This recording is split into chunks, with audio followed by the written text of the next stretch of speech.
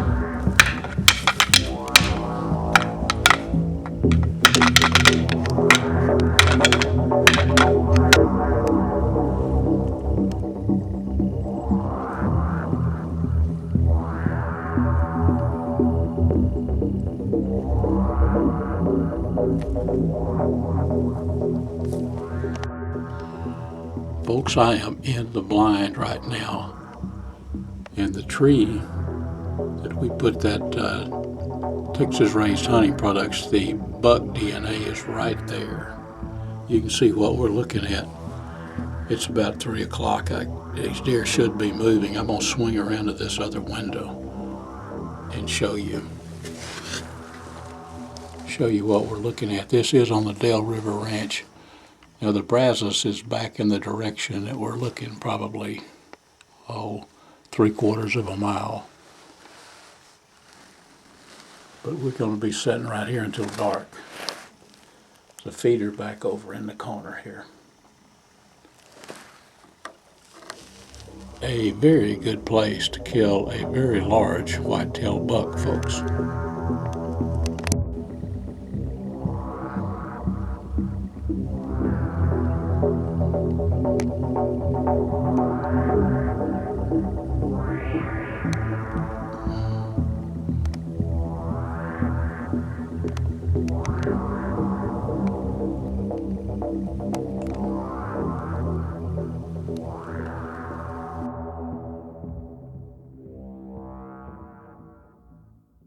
Hey folks, this is Scott Wallace with Smoking Tex. I want to show you this is our main model, the unit that we started the company with almost 20 years ago today.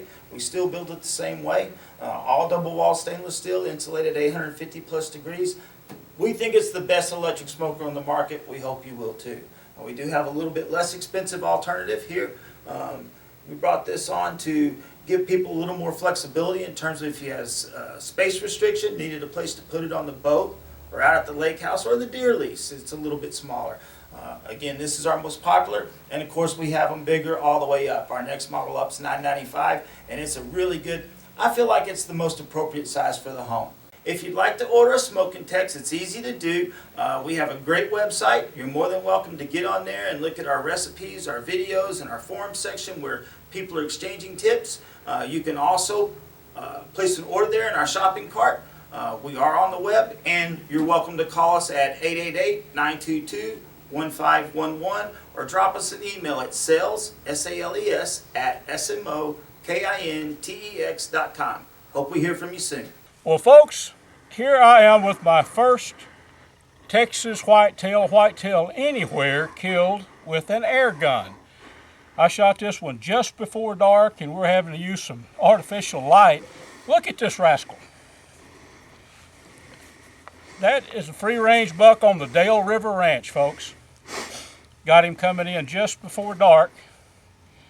I had some estrus sent out, actually buck DNA by Texas Raised Hunting Products, and he came in on a string. But you can see, very, very proud of this one. My buddy Randy Douglas invited me up to hunt. We're longtime friends, and I got him on the Dale River Ranch. And I got him with my Texan. That's the carbine, 45 caliber, 240 grain bullet that I shot him with. It's Nelson Specialty Ammo, folks. If I sound a little bit winded, I am. This rascal's big.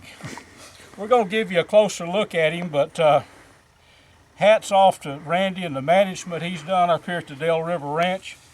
I saw one that was probably this size, maybe a little bit bigger. We set my Texan down. But this is just a fine Texas buck right here, folks. Free range out here. DaleRiverRanch.com. Check it out. It's an reasonably priced place to hunt. And give Randy a call. Folks, I couldn't be more excited or winded right now. Sure proud of this deer. Well, folks, here is my buddy Randy. Randy, you have put a lot of work into making sure that there are deer such as the one that I just took on this ranch. I mean, you've been here 11 or 12 years. Deer like this free range deer don't just happen by accident, do they? No, we've got some good genes here, so just, they're river bucks, river bottom bucks, and you saw how many of them. Oh, I think I saw 6, and I saw one about that size. Well, you was with me when that one was bigger than this, wider than this. He was. Randy, turn this buck's head a little bit. I want to show you just an awesome free range whitetail deer, the type that, I hunted a lifetime, 50-something years, and you shoot one of these free range like this, buddy, you've done something. Randy, thank you a lot. Oh, my pleasure. That was fun. Well, we always have fun when we're together. And Dale River Ranch. Wish you could drag it a little better, but. Hey, for an old guy approaching whatever, I did good to get him out of the brush. No, it's a fine deer, Randy, and folks can come hunt with you. Tell them what you want to about that, how to contact you or whatever. Just give me a call. It's 214-797-2217. It's Dale River Ranch. You can look us up online, DaleRiverRanch.com, or on Facebook. And I should put a lot of pictures of deer, Yep. that are still on the hoof. Yep. On the Facebook page. And it is an economical place to hunt too. Yeah, it certainly is that. To do that. And Randy can explain all that to you. Yep. Folks, this does wrap us up. I am still a little bit winded just by looking at this big rascal. Randy, we'll come back and get a hog soon. How about it? That sounds good, Luke.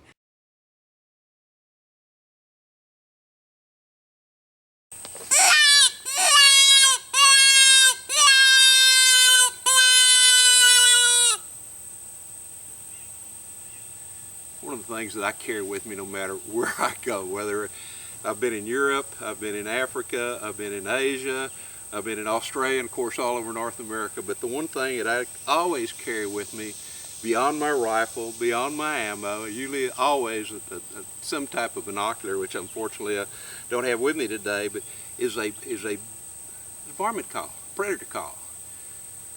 There's just something special about carrying one of this. This happens to be a long-range C3 predator call from Burnham Brothers that Gary Robertson, a dear friend of mine, has that owns it. But this little call goes with me, or one just like it, everywhere I travel. Now, when I've been in the western part of the country, or maybe down in Mexico, hunting mule deer, one thing I've learned that with this call right here, I can call up mule deer. Mule deer will come at an absolute dead run.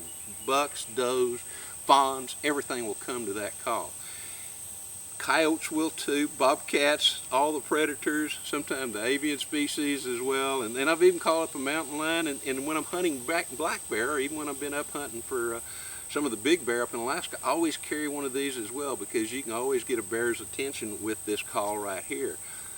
Called up a lot of coyotes. You know, when things get kind of slow and nothing is happening real well like you want it to, and the deer aren't moving, I'll go find a spot and just sit down for a little while and start calling, and no telling what'll come up, whether it be a coyote, a fox, like I said, bobcat, sometimes hawks and owls respond as well too. But if you got this little call with you, you're gonna see some action. And to me, that's one of the reasons I enjoy hunting, is not just the killing part. Yes, I do enjoy harvesting the animals that I'm after, but I may just carry a camera with me sometimes when I'm out doing this. But always carry a varmint call with you.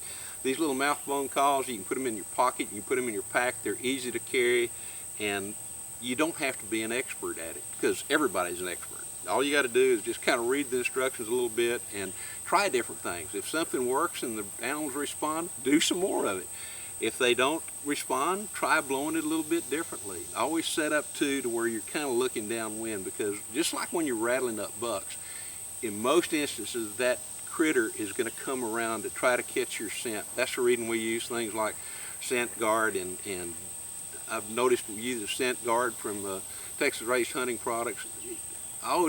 They tell you don't have to worry about the wind. Well, you do. To me, it's just good common sense of hunting to always pay attention to the wind and the sun at your back kind of thing. That's just a good hunting practice. But I will tell you, with the Scent Guardian, it really works. Now, they've also got a predator, and I can't remember the name of it right now. I can remember the smell. But I'll tell you what, if you're going to go out specifically to call predators, I've seen Gary Robertson do this numerous times. I think it's called Predator Death Grip. He'll spray a little bit of that around, and using the Scent Guardian as well, and I mean, it will stop that animal, and it'll stop it in the spot where you want it to, because it's got this god-awful odor that those animals absolutely love, kind of thing. But regardless, if you're hunting predators or if you're just out hunting, maybe squirrel hunting, and things get kind of loose a little bit, you're not really seeing a whole lot of squirrels, take out a predator call and sit down and call, and who knows what'll show up, but it'll always bring some action to you. Folks, welcome to A Sportsman's Life. We are here with legendary John Hale, race car driver, stunt pilot. John does a little bit of everything, but I can tell you one thing that John does very, very well is makes Best of Texas barbecue sauce. You can find us at our website, www.bestoftexasbbqsauce.com. You can order there. We have specials on right now for you buy 5 jars, you get 1 free. You buy 10, you get 2 free, which 12 is the case. Very good. Well, folks, if you have not tried Best of Texas barbecue sauce, I promise you it is better than the Best of Texas. It's the best there is. Maybe you should change the name Best There Is Barbecue Sauce. I like that. So, folks, get you some Best of Texas barbecue sauce. John, thank you so much. Thank you. Appreciate your barbecue sauce. Let me tell you about a simple way to use a Dutch kettle. I think the way the camera's situated, you can see I've got a campfire going right over here with a bunch of oak wood that I'm going to cook with. We're going to let that oak burn down to coals. Have the old Dutch kettle right here. You can see my Dutch kettle. And right here is a piece of wild pork, just actually the rib section right here. I'll give you a close-up of all this in just a little bit, but basically the whole crux of this little segment is how easy it is to cook outside. And I'm going to put this pork on after the fire's ready, and I'm going to go about my business. Go fishing is actually what I'm going to do. And in about an hour, I'm going to come back, and this pork is right here is going to be very, very tender. And this right here, I'll call this the gourmet of all barbecue sauces. Best of Texas barbecue sauce. That's going to be the ticket to making this pork really flavorful in a Dutch kettle. I use this a lot, Rodax coffee rub. I'm going to give you a close-up here. You can take a look at all this in just a minute. But basically, it's really simple. My plan is let's just do it right now. We're going to give this pork a good rub of Rodax here, and I do put it on heavy.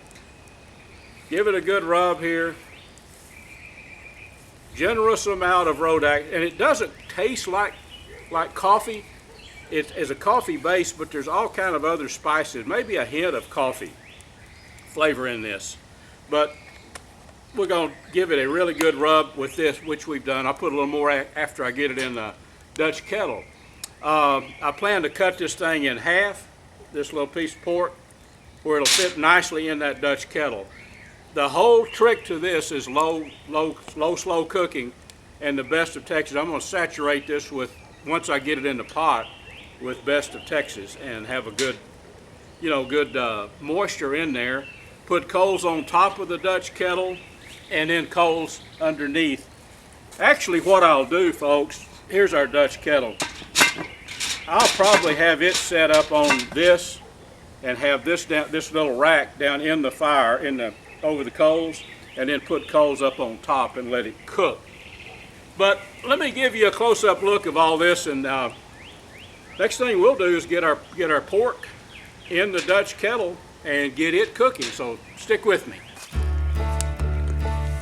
And folks, here's a close-up of our pork, and you can see I've given it a generous rub of Rodax, the coffee rub. You need to try this stuff, folks. There's a link on catfishradio.org to this.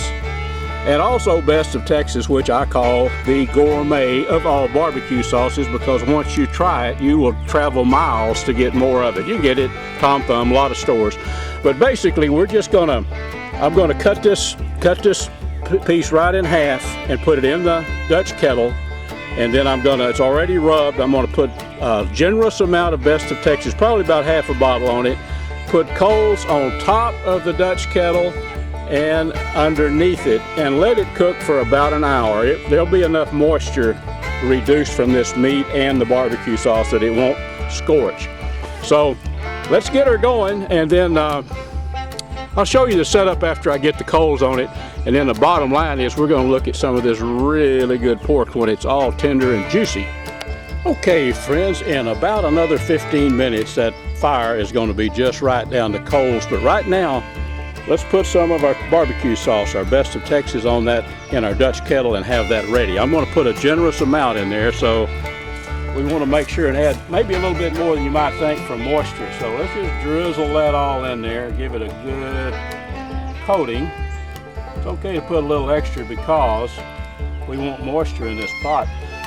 Basically, folks, we're good. All we need to do is wait till that fire gets ready, and then we're going to put that Dutch kettle in there, and not put too many coals, but just enough coals to let it cook for about an hour. And then I think we probably need to heat up some beans, but this is going to be a quick camp meal. I can leave, and I probably will. I'll be doing something else for about an hour while this cooks, but it's going to be really, really tender. I'll make sure to give you a close-up of the finished product.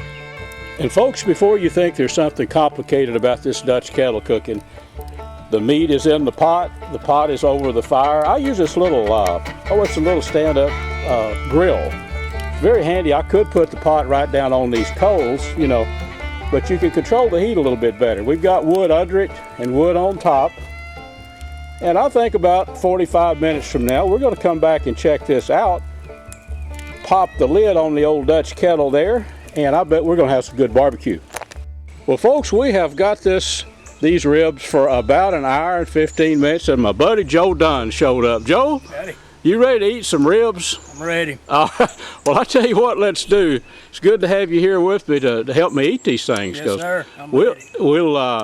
I tell you what, pull the top off of that kind of cautiously there.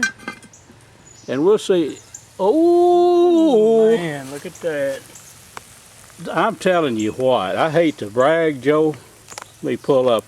I'll brag for you if they could only smell. If we had smell-o-vision. Yes, sir.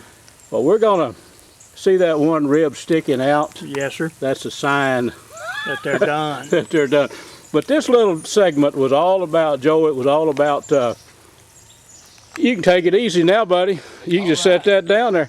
This was all about, you know, when you're hunting or something, you can go ahead and have this thing cooking, Oh, yeah. and you're ready to go. So, of course, we got a good pot of beans. I made some of that Man. chipotle, smoked some jalapeno peppers, and that's finally mixed in there. So, I'll You know tell you, what? life don't get no gooder than this. it don't, Joseph, I tell you. Well, it's about time for us to eat. What do you think? I'm ready.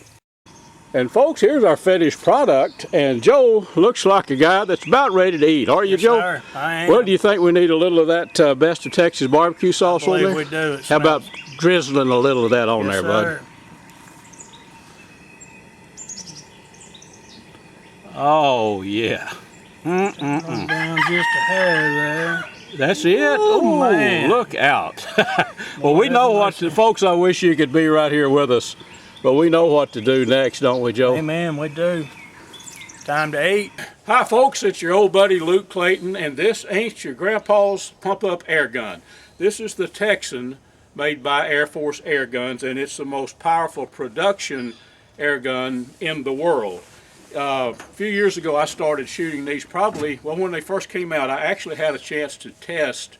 They didn't really need any testing, but to shoot one of the 10 prototypes when it first came out. Now this is the improved model. This tank pressures up to 3,625 psi. This gun will develop, I believe it's 750 foot-pounds of energy shooting a 520 grain bullet.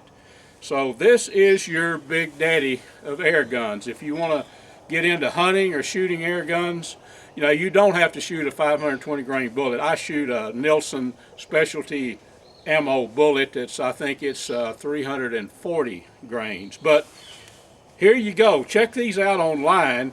You can go to airforceairguns.com and check them out. But this is the one I've hunted with a lot. I've probably killed 30 hogs and a bunch of exotics, and I'm going to get after the deer here in Texas this year with it. airforceairguns.com. As we wrap up today's show, wanted to share with you a little video of a face-off at the feeder.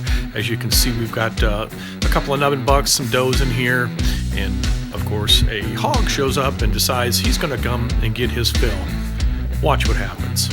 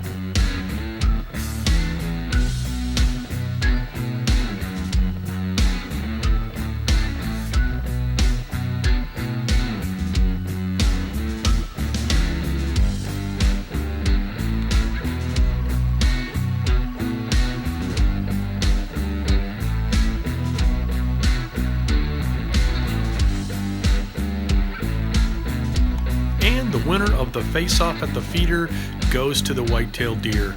Pretty interesting. I thought for sure the hogs would win this one, but not this time.